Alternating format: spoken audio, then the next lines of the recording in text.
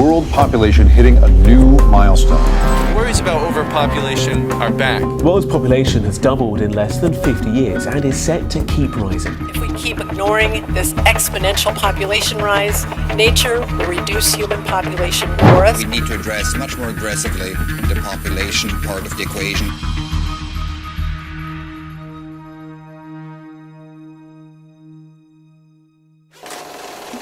On November 15th, 2022, the world's population passed 8 billion people for the first time in human history. Since we've become accustomed to such high numbers in modern times, we'll put into perspective how many people this really is.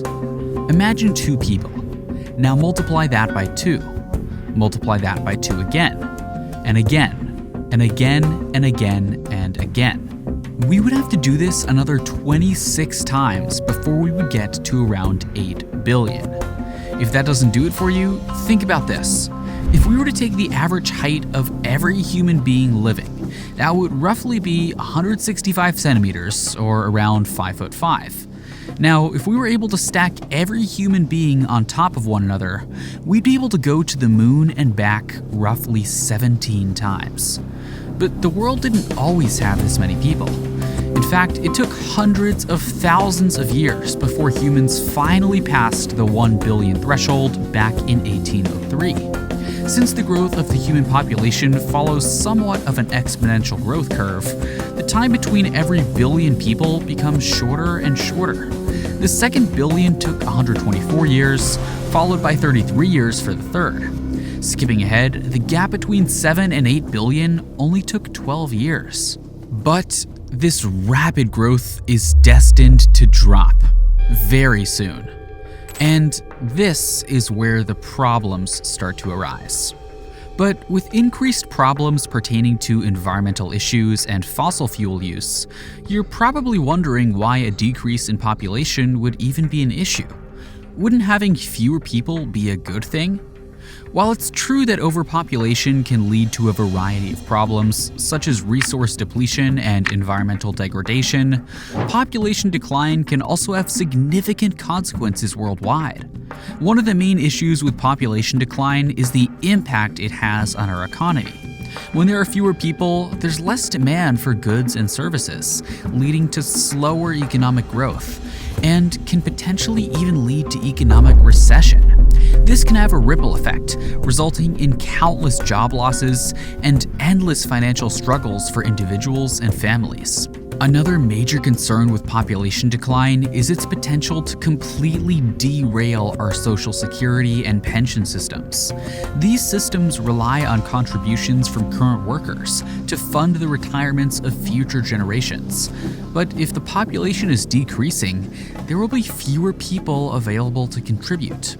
This can lead to financial instability and potentially even the collapse of these systems, which are crucial for the well-being and security of older individuals in society. Not only could this have devastating consequences for those relying on these systems for support, but it could also have a ripple effect on the overall economy and stability of society. It's important for countries to consider the potential impacts of population decline on these systems and take action to address any potential risks. So, what actually fueled this massive acceleration growth in the first place?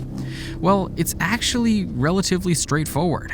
Things like clean drinking water, propel sewage disposal, and various medical innovations, such as the use of antibiotics and vaccines, have drastically increased life expectancy. In the past, diseases like the bubonic plague wiped out 30 to 60% of Europe's population and reduced the world's overall population by nearly 100 million people. Even though infectious disease still remains a problem in today's world, with diseases such as COVID-19 and HIV in the late 1900s, medicine and technology have advanced to a certain point where millions of deaths are easily prevented. There were other factors too, though. Other than improved medicine and sanitation, the Industrial Revolution in the 18th century provided a constant source of food and gave more income to workers, which improved living conditions. You see, in the beginning, it wasn't necessarily that birth rates soared. It was just that life expectancy increased, which meant that more people lived to reproduce. Since all of the things we mentioned, like improved medicine, only seem to get better each year, you're probably wondering why the human population is destined to drop. To start off, it's important to understand that the projected drop in global human population masks trends in various geographic regions. What does this mean? Currently, population growth is concentrated in the world's poorest countries, whereas the richest countries are beginning to see population decline. At a global level, though, population decrease starts with low and falling fertility rates. In 2019, more than 40% of the world's population lived in countries that were at or below the replacement rate of 2.1 children per woman. In 2021, this figure climbed to 60%. This statistic reveals that globally, women are having less children than they can replicate with existing people. For the sake of simplicity, say you have 5 heterosexual couples, 5 men and 5 women. If all 5 of these couples were to have 2 children each, the next generation would have 10 people if the previous generation had died out. So, no change. Now, instead, say that the original 5 couples had 1 child each, or in other words, 1 child per woman.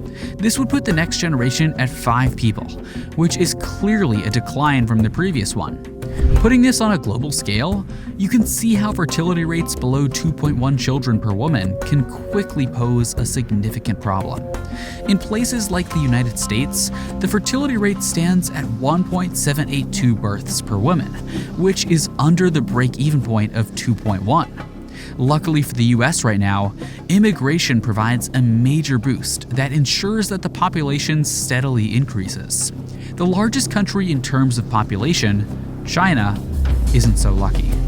China has a fertility rate of 1.18 children per woman in 2022 due to their infamous one-child policy that lasted several decades, lasting from the 1980s until only recently being amended in 2015. Even though this policy was amended to allow each family to have a maximum of 3 children, researchers predict that China's fertility rate will only be around 1.48 in 2100. The same research reveals that China's population will likely be close to halved by 2100, with a drop from 1.4 billion to 767 million. The worst-case scenario predicts that it could reach as low as 488 million. Most other economically developed countries, as well as the majority of European countries such as Italy, Portugal, England, Germany, Japan, and South Korea, suffer similar fates, with fertility rates of 1.29, 1.37, 1.57, 1.3, and even as low as 0.8, respectively. How does this compare to developing countries? Countries like Pakistan, Yemen, Uganda, Nigeria, and Niger completely blow developed countries out of the water with fertility rates of 3.3, 3.5, 4.5, 5.1, and 5.7 respectively. As you can see, what this means is that developed countries will serve as the main demographic increasing population in the present and also the future. What explains this discrepancy? Researchers generally point to a few main factors. Countries with higher fertility rates often lack access to contraceptives, have lower rates of female education, have stronger religious beliefs, and see children as working assets.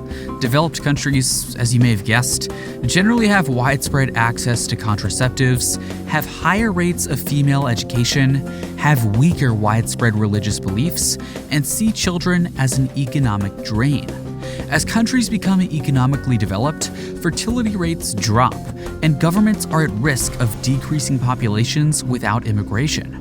New research predicts that this issue and the further exacerbation of it will have the world population peak at around 9.7 billion in 2064, and then drop to about 8.8 billion by 2100. Elon Musk once said, mark these words, population collapse due to low birth rates is a much bigger risk to civilization than global warming. While this may be a bit of an over-exaggeration, it's true that the decline in the human population is a complex issue with no easy solutions. There are a variety of factors at play, from declining fertility rates to increased life expectancy and changing social norms. And while it may be tempting to simply throw up our hands and accept this trend as inevitable, it's important to recognize that there still may be steps we can take to try to stabilize the population. Ultimately, the future of the human population is in our hands.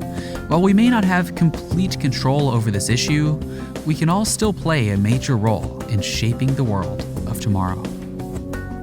Alright, that's the end of the video.